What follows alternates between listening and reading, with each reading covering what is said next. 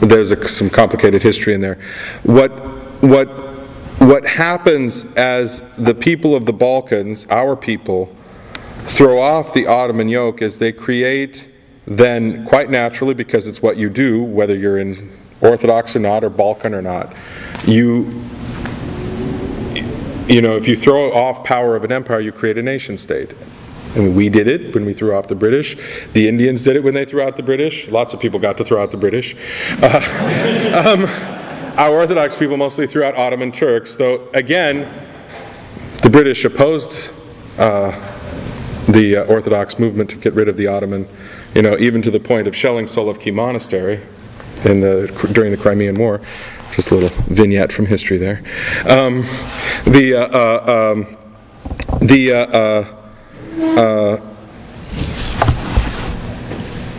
When you're creating a new nation state, you know, what were the tokens of your true independence?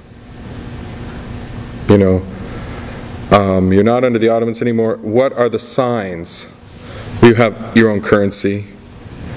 You have your own constitution. In this period, you still had a monarch, your own monarch, a flag, an autocephalous church, and a patriarchate. You see? Now, there's nothing wrong with the existence of those autocephalous churches and their patriarchates. But, and it doesn't always involve a patriarchate. For instance, the Church of Greece neither desires nor would ever receive its own patriarchate. Though they're completely autocephalous, they receive their chrism from the ecumenical patriarch of Constantinople, and he is still the patriarch, even though they're autocephalous. Autocephaly, that's another thing about autocephaly, it doesn't always mean exactly the same thing from church to church. Now, I want to say at the first,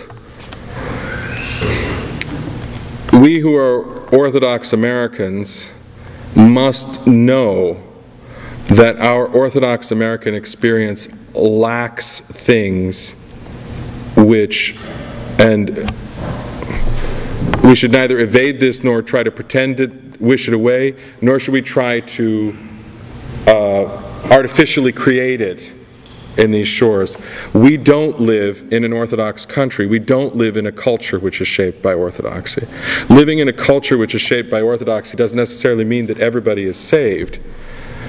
It doesn't mean that everybody's good.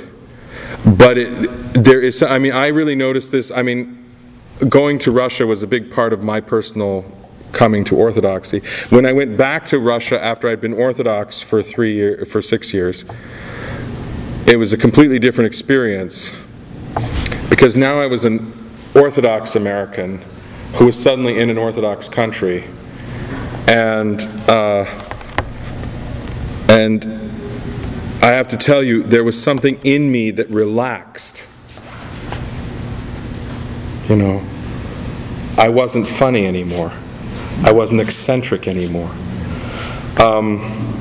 One of the ladies of our parish, who actually is not in town at the moment, who's Romanian and who is, parenthetically, zealously in favor of Romanians in the OCA staying in the OCA as a good disciple of the late and ever memorable Archbishop Valerian Wood, has said to me, though, after going on and on about, and I'm happy to provide her amen chorus for this, for the legacy of Archbishop Valerian, she said, but you know, there's something there. I was in Pascha for Romania. Everybody was saying Christ is risen. Every church was open. The bells were ringing. It was, we who live here, we don't have that. And if we try to make the OCA or any kind of American church be a sort of artificial version of that, or claim that because of autocephaly we are like that, or try to pretend that we don't have that culturally different experience, the old world churches laugh at us, and rightly so. Rightly so. Because we don't have that experience. We don't live in that culture. And there's something valuable in that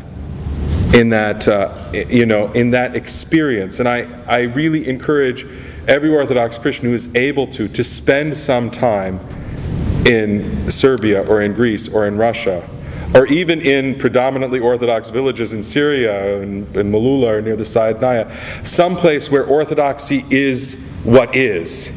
It's not, the kind of eccentric kind of, the funny hat religion, I think some of us kind of like the funny hats, and there are some people that I think maybe what they like most about us is funny hats. Now is figure sooner or later if they come to us, they will leave us for the Tibetan Buddhists because their hats are even just wow. You ever watch that movie with the Dalai Lama and they have the oracle and he has a hat that makes him see visions because it's like it's like if I was wearing it, it would touch the ceiling. You put on a hat that's that heavy and big, of course you'll see visions. It's beautiful. It's fabulous. If you like hats, but someplace where your funny hat isn't the funny hat anymore, where you aren't making the sign of the cross backwards anymore. That is a cultural experience. And when we talk about American Orthodoxy and act like we don't need that anymore, first off, we don't need to create any sense of our orthodoxy that is saying to any other Orthodox church in the world, we don't need you anymore. That's not what we need to say. And if we conceive of the future of Orthodox unity in North America in those terms, we will not succeed, and nor should we. If we conceive of American Orthodoxy as a new tribal orthodoxy, oh, God forbid. God forbid. Now I'm going to put in the vignette about the parishes. Why are parishes so dominative of our consciousness of orthodoxy in North America? Because people come, you emigrate, there are enough of you around, you have a community, I'll say Pannonian. You have enough Pannonians in one place, and you have enough people that like to pray in Pannonian and eat Pannonian food, you have a little Pannonian community and you have a church. You see, it didn't start, other than our Alaskan brethren, who are probably the real American Orthodox, and the rest of us are all kind of, whatever our backgrounds, we're the kind of the guests and their orthodoxy. I sometimes think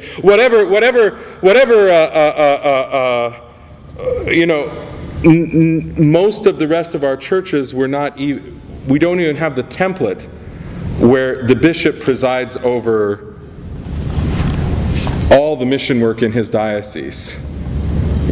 People even start a mission and they kind of some people like this music, some people like that music, and then a lot of times they end up someplace weird because somebody likes the bylaws. The bylaws in the big jurisdictions are they give the bishop too much control, so we're going to go to a little jurisdiction. This happens. You have missions in some places that have no connection with Pannonianness, but they join the Pannonian church as a mission because they can have more power for the parish council in the Pannonian bylaws or something. This is, you see, all of these things, they're all distortions because because our orthodoxy came, and naturally, and the people that the good and God-fearing Orthodox immigrants, not everybody was God-fearing, but plenty of them were, who started the first Orthodox churches in America, did everything in good faith. Or at least, lacking evidence to the contrary, we should assume that, and usually you can see that was true. People did things in good faith. They wanted a church to pray to God, and they knew of one kind of church, and so this is how they did it, and then you had a parish first, and then you got a bishop.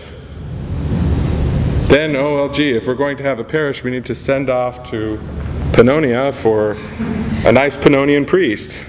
And, there are many kind of